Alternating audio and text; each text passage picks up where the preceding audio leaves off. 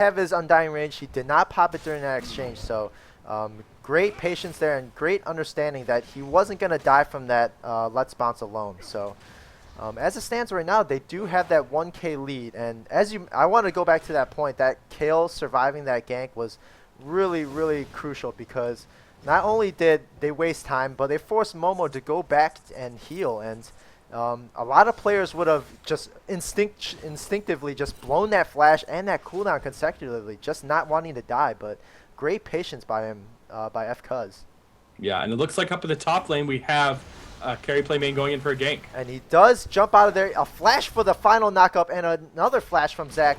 And the Ignite goes down. The Cell Division is popped. Will they pick up these kills? A few of them are actually in tower range, and they're not afraid to finish it as a Pikachu rounds up that kill for himself. Yeah, and Tryndamere actually did not use his ultimate there. Yeah. So that's very scary for Zac up there in that top lane. Yeah, he just has a great understanding right now, just how much damage is being put on him and exactly when to pop that ulti.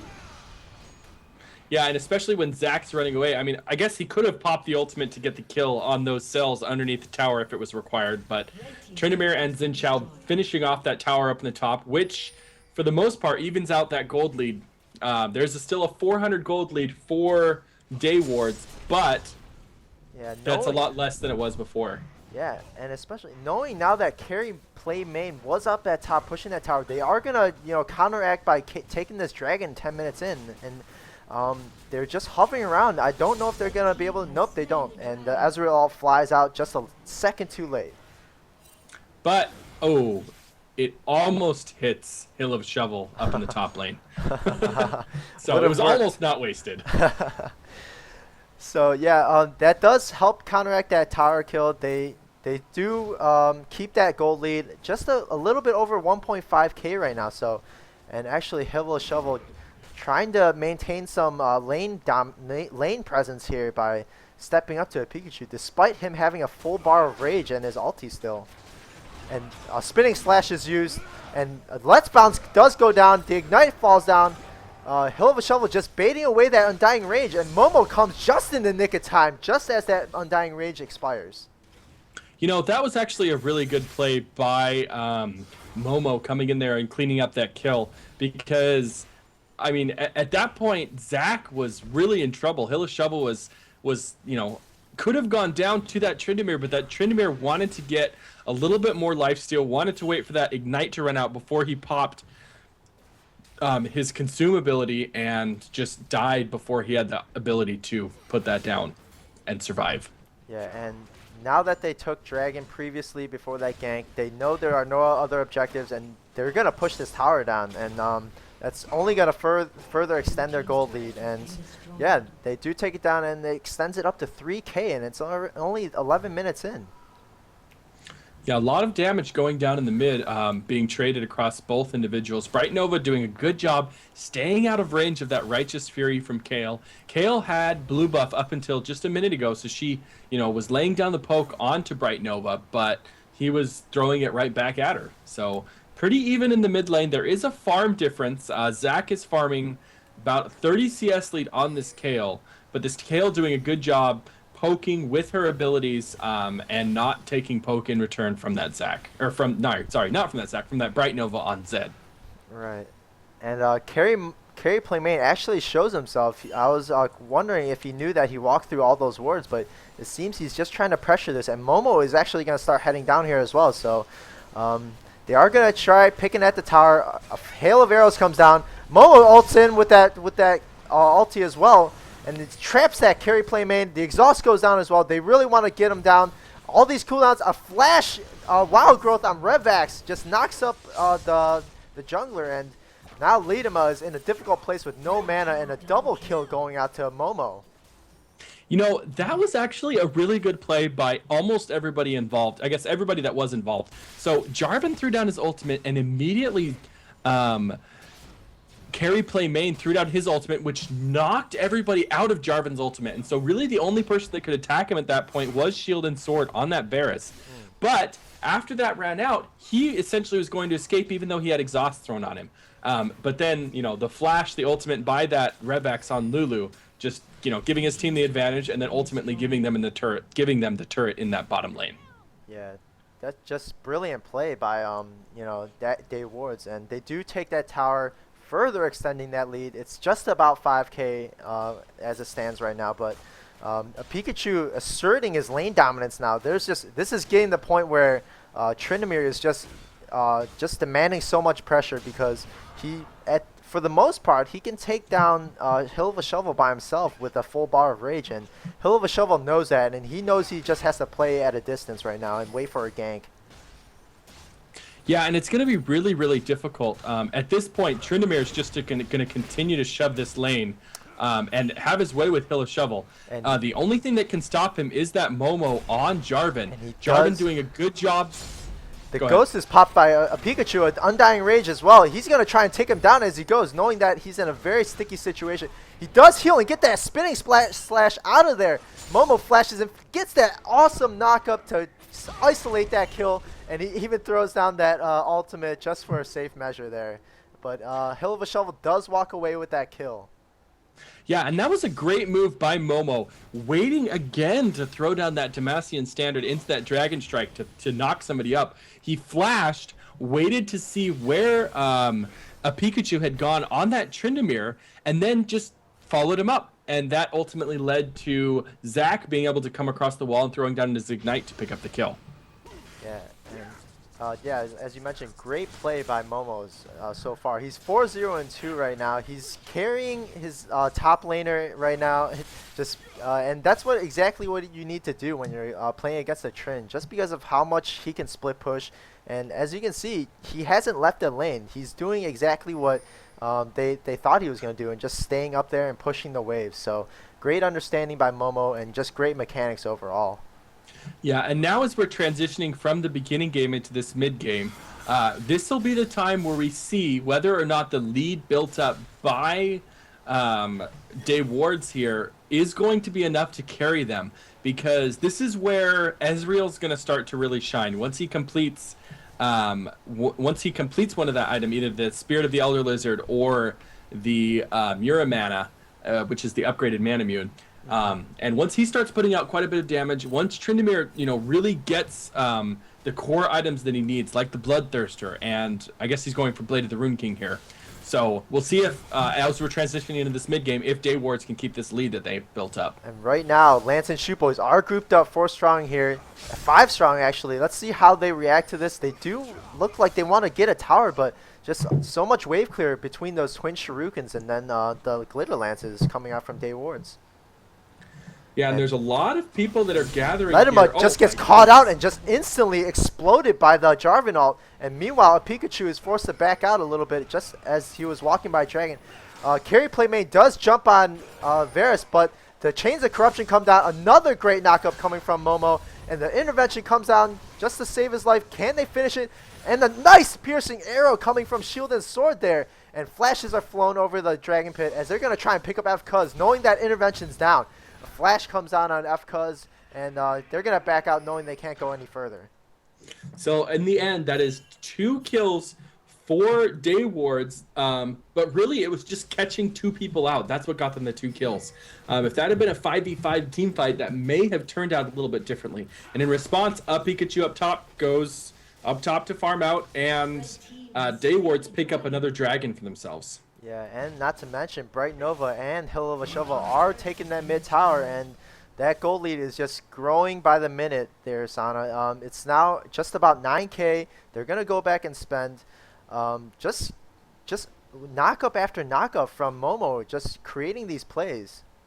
Yeah, now, really, what Lance and Shoot Boys has to do in order to counter this, Lance and Shoot Boys needs to get some global objectives of their own. They only have 1 tower at this point, but that's nothing compared to Day Ward's 2 towers, and actually 3 towers and 2 dragons. That global goal just giving them quite a spike in power here. So they're trying to push in the mid lane to get a global objectives for themselves, to try to make it so that they can actually win a team fight without sacrificing too much.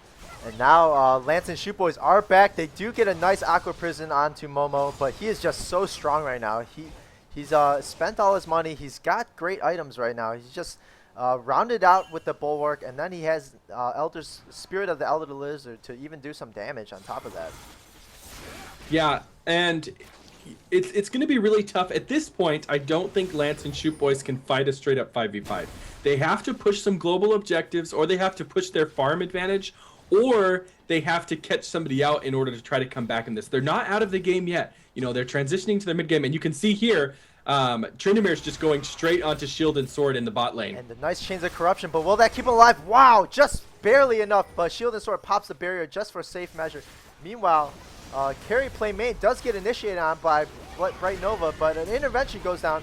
Bright Nova gets the Wild Growth, and he's just not dying right now, but Carry Play Main will take it, and he will die as well. Meanwhile, OG Poro is forced to flash out. And yeah, they're just going to retreat now.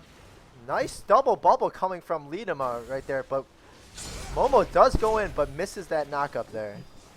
So down in that bot lane, Tryndamere. So this is the common mistake that people make against Varus.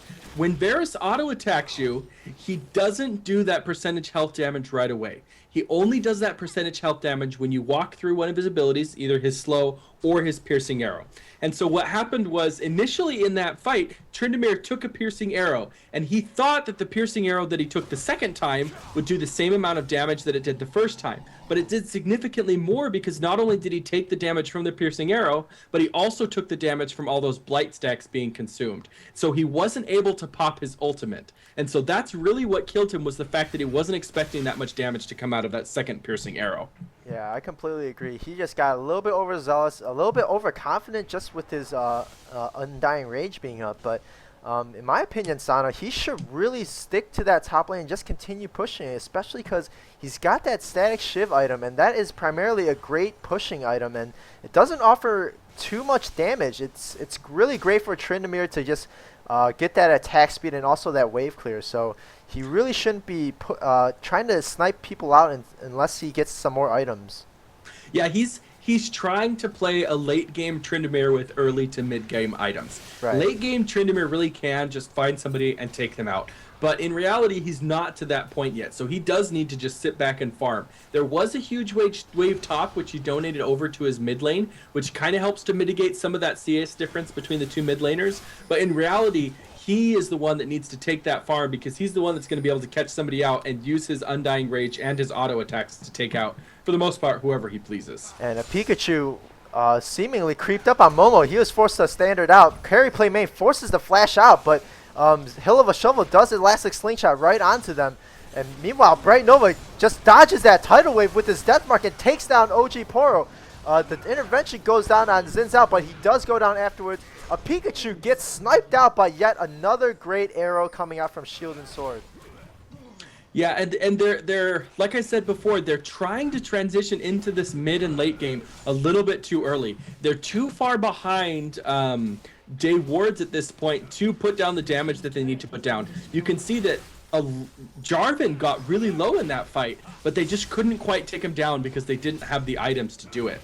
Yeah, and he is still low, but they are they're staying true to their objective right now. They want to take down this tower at least, but they're gonna back up because the spawn timers are pretty short right now, and pretty much all of Lance and Shoot Boys are coming back, and they do not have the health nor the cooldowns to contest a full-on team fight from Lance and Shoot Boys. Now Tryndamere is going for an attack speed build, which isn't a bad build on Tryndamere. He is going for that Blade of the Rune King. I've seen a lot of Tryndameres that do well actually go for a Phantom Dancer or a Static Shiv, which he has, and then going straight for that Bloodthirster to give him that spike in damage. So we'll see if they have the ability to, or we'll see if this Tryndamere has the ability to catch somebody out and play his game, essentially. And Revax nearly got caught out by a Pikachu spinning in there and then throwing that mocking shot out, but knowing that they are behind right now, they don't want to go too overly aggressive, especially when they don't have further vision in that jungle. They don't want another Momo getting a knock up in there and just totally disrupting up the team. So they're going to gather mid again, yet to try and in attempts to hopefully take down this tower. But Dayward's doing a great job, always seeming to group up, and they're catching the signs, knowing that they need that global gold. And yeah, they're not letting this tower go down without a fight. Yeah, and it looks like Shield or Lance and Shoot Boys is just having a hard time deciding what to do here. They sort of want to team fight. They sort of want to take global objectives, but they just don't have the opportunity. Daywards is doing a great job of denying that global gold by being at every objective, taking all the global objectives they can, and denying Lance and Shoot Boys from being able to take those global objectives. And so now they're resorting to the split push. There are still 4 members of Lance and Shoot Boys in the mid, but Tryndamere, like true Tryndamere fashion, is going up top to try to push, and he's got a big wave. And unless Dayward's responds to this, he might be able to get that top inner turret. And it looks like responding they are. Hill of a Shovel is breaking off to go back to his lane. The tower is still very healthy, but that minion wave is quite, pretty strong. And he is going to charge up a stun, try and take out one of these minions. While meanwhile in mid, there's just a lot of tension going on right now, but Momo not opting to use it. He knows he doesn't have a Hill of a Shovel to bring in that elastic slingshot. And they do end up getting that tower, and the Cataclysm comes down on 2 members, 2 flashes coming out, the tidal wave to try and disengage. Look how huge Momo is. He is providing all that slow, and they're just forced to back up. But Carry Play Main goes in preemptively, but the Chains of Corruption just actually misses. And Deathmark goes in on OG Poro. He's going to try and snipe him out. Carry Play Main and OG Poro taken down simultaneously. And they're just going to try and retreat, and this inhibitor is going to go down for Daywards. Yeah, but Tryndamere is still pushing in the top lane. Zach knows that he really can't take out that Tryndamere. And so Tryndamere's just there free pushing while the rest of the team is trying to make something happen. And they did make something happen after they got that inhibitor. And Hill of a Shovel is doing a really good job of not really countering that Tryndamere, but slowing him down so that he can't push quite as many turrets as he wants to. The wave clear coming on Hill of a Shovel is actually really, really good at this point in the game. Yeah, and just as you mentioned, like just the inhibitor for Lance and Shoot Boys was definitely going down. As a Tryndamere playing split pushing role, he knows that his only job at that point, he cannot defend that inhib, even if he wanted to. So he wanted to push that lane, but Hill of a Shovel just doing a great job, just trying to delay that tower from going down as long as possible. And Tryndamere now has Blade of the Rune King and Static Shiv. And so he has the ability to push down towers really, really quickly. So you can see in the bot lane, he's actually going to be able to get this tower because it has very little health. But he can continue pushing unless Dayward's responds to this. Yeah, and the tower does go down. It was up for a long while, but after 26 minutes, they get yet another tower, making it 3-5 on towers, but still 3-15 in the kill lead. And they're actually trying to find... Revax is actually caught up, but she is not afraid. She actually goes a little bit aggressive and forces a Pikachu out of there.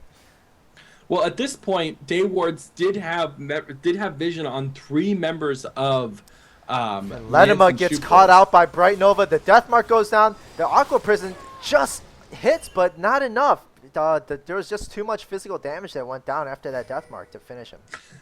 And you can just see how much that vision from those 2 wards in the blue side jungle. A Pikachu tries to jump on Shield and Sword for a rematch, but there are no duels in this game as Bright Nova just comes right out of that bush as soon as he leaves it to just help his AD carry. And they make quick work of that Tryndamere, and they're just going to push down this bottom lane now. And Tryndamere is just having a really time popping his ultimate, because in reality you really want to pop that ultimate right as you're about to die, but he's not close to anybody and he's not going to be able to do the damage to take out a champion, so he just lets that ultimate cooldown go essentially into the wind and waits till the next fight, till he actually has a duel with another champion.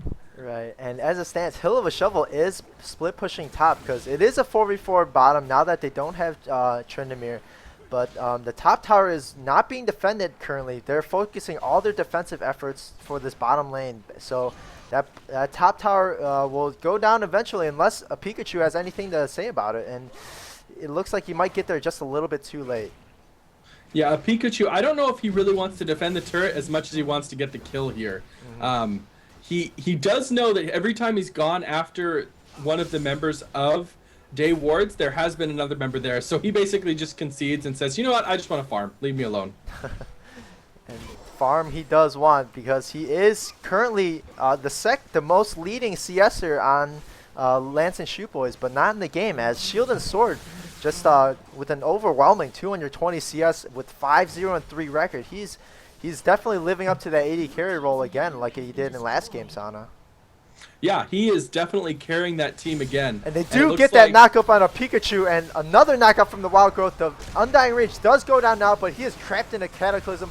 An intervention to try and save him, but he is just hanging on by just a little bit HP. He does escape, but FCuz doesn't have the intervention for himself and does go down to that death mark for a 1-0 exchange. But a lot of low HP on Daywards right now.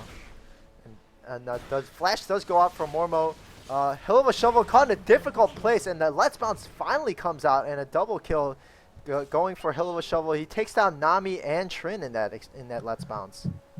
so. At this point, Daywards have created enough of a difference between their team and the other team that the team fights aren't close enough for that Undying Rage and the intervention to make much of a difference. You can see, though, I mean, the fight was a lot closer than it should have been considering the gold gap between these two teams. The intervention and Daywards throwing out everything they had against that Tryndamere, and they still almost, lost a couple members of their own team. That was overall a 3-for-0 exchange, but considering there is a almost 20k, that's about 16k gold advantage, they really should be doing a lot better in these team fights. So if they don't finish this game out quick, Lance and Shoot Boys has the ability to continue to farm now that 2 inhibitors are down.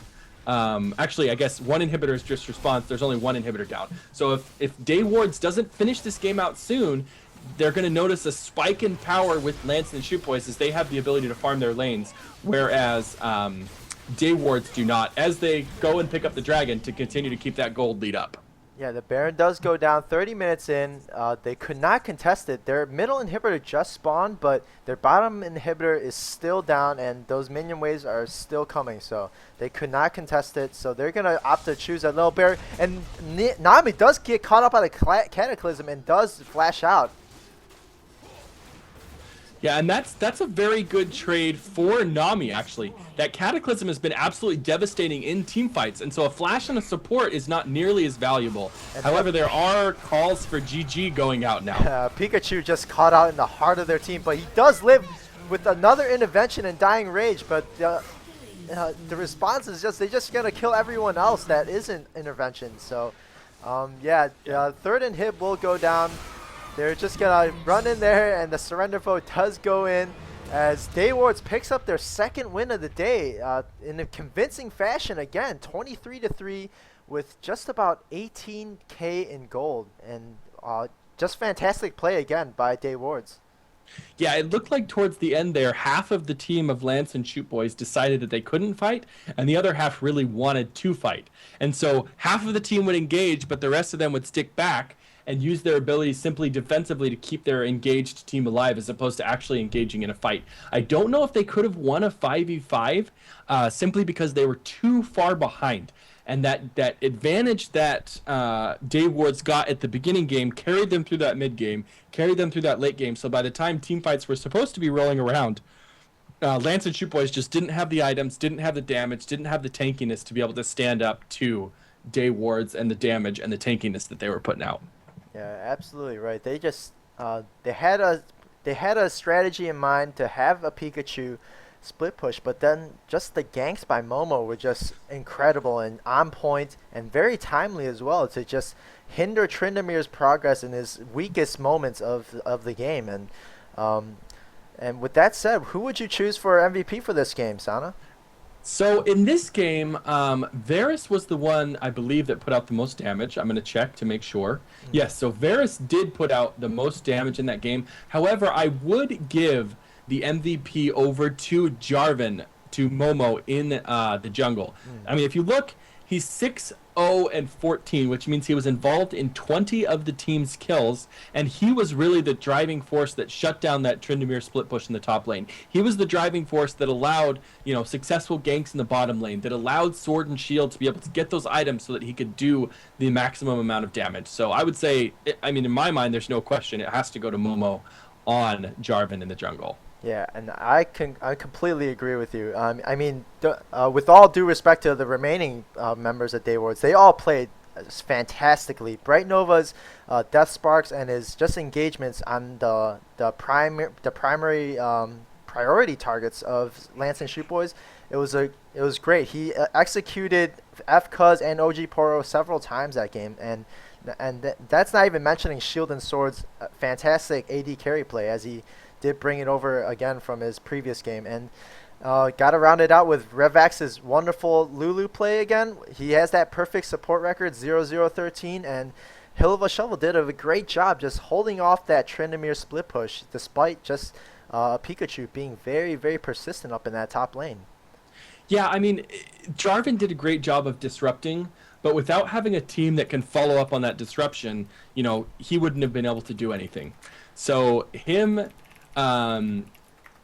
just being in there disrupting, but also giving the rest of his team the ability to carry him, was a really important factor there towards the end of that game, especially. Yeah, it just seemed like carry play main wanted to create those advantages for his lanes, but it just seems that he was always one step behind to Momo, and he got there a little bit late, and just Momo just got those ganks off on Tryndamere before he could get to Zac. So definitely very timely of Momo to just realize that at that point he needs to kill Tryndamere and create that advantage for his top lane. Otherwise, they're going to have a very, very difficult time with this split pushing later, and they did a great job there. Yeah. So it looks like Day Wards will continue on to the next round. The other game is currently in progress, so we don't know who they'll be facing yet. But Day Wards with just yet another commanding victory. I mean, 3 kills to 23 kills. I mean, that's pretty commanding, especially since, again, they just had control over all the global objectives. That Tryndamere did a good job of pushing down 3 towers, but if it weren't for Tryndamere, they probably wouldn't have gotten any of those towers. And in the end, it didn't matter because Day Wards were persistent and they took out virtually every tower on the map, at least all the important ones. The ones that, they probably would have continued to take out the rest of the towers had the surrender vote not come out. But by that time, they were just too far, or Lance and the Shoot Boys were just too far behind to be able to come back. And so the surrender vote coming out, and Day Wards taking a victory in this game. Yeah, so as you mentioned, congratulations to Day Wards. They will move on to the next game. Their opponent, however, is still to be determined. But the fantastic play from Day Wards is really going through through game to game. So what do you expect to see from this next game? Because it seems they really like this Lulu pick, and they really like just carrying that bottom lane and their top lane. Bright Nova is doing a great job of just holding his own in his middle lane. So what sort of team comps do you maybe are expecting or would like to see coming out of Day Wards next? Well, from what it seems like, Day Wards Momo really likes the tanky junglers. He played Cho'Gath, he played J4, and he built them, pretty tanky. Jarvan, he actually put quite a bit of damage on. That Spirit of the Ancient Lizard, or Spirit of the Elder Lizard, sorry, and that Black Cleaver doing quite a bit of damage, but that Bulwark giving him tons of, health, armor, magic resist, and Black Cleaver also gives him quite a bit of cooldown reduction and some health. So it seems like I would say Momo's going to pick some kind of a tanky jungler. So he may go with the Cho'Gath again, he may go with the J4 again, but I mean he also could possibly play maybe a Volibear or another one of the tanky junglers like Xin Chao. I guess you can also build tanky. I'm also expecting Bright Nova. It looks like he likes very bursty players in the mid. So he played against an Ahri who was an assassinator. He also played he played with Ahri, and he played with Zed too. So it looks like we can be expecting, assassins from that mid Bright Nova. Lulu, probably, I would say Revex is going to stick with Lulu. It looks like it's his best champ. And as for the ad carry, he played 2 different ad carries that have 2 very different play styles. So I don't know that I can guess what he's going to play on, what Shield and Sword is going to play towards the end. But I think we'll also see a pretty tanky top laner from Hill of Shovel as well. First on that Shen, second on that Zac. It looks like he really prefers tanky junglers. Or not tanky junglers, sorry, tanky top laners. Great point. I mean, just Shield and Sword is his laning phase obviously is dominant right now. Hasn't died once in this tournament if I'm mistaken, right? He didn't die in the last game. He didn't die in this game. I don't know if they played games before those two. Yeah, so he's just doing a phenomenal job staying alive. I mean, Not many people did die on day wards, but Shield and Sword really coming out to be just that, unkillable target. But